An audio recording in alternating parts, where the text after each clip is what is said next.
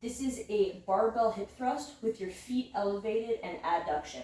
You're going to need a barbell, obviously, something to place between your knees. It could be a ball, a foam roller, a yoga block, and you're going to need a step or some elevation that you can put your feet on. It could be a bumper plate. This is about 4 or so inches. You can even go higher, all the way up as high as a bench, but then just understand that when you do that, the barbell has a higher chance of rolling onto you, so it's a lot harder to keep that barbell in place. So to start, somewhere about 4 inches is a great height.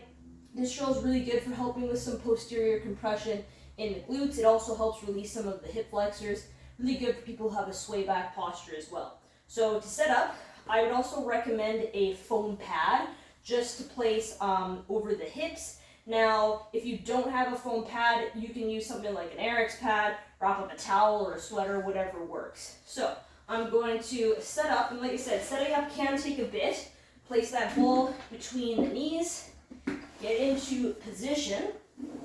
Now I want to start with my feet flat, so I'm going to initiate the movement by pushing down into the box to get some pronation.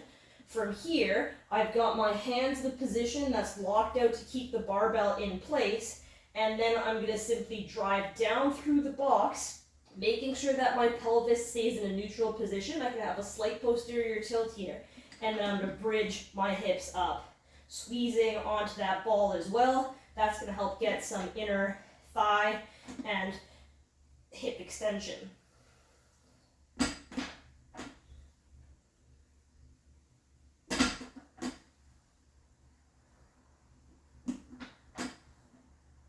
Now, if you're feeling low back here, it likely means that you're extended. This drill is good because it will prevent you from getting low back just because the feet's elevated, but just think a little bit more of a posterior tilt through the movement.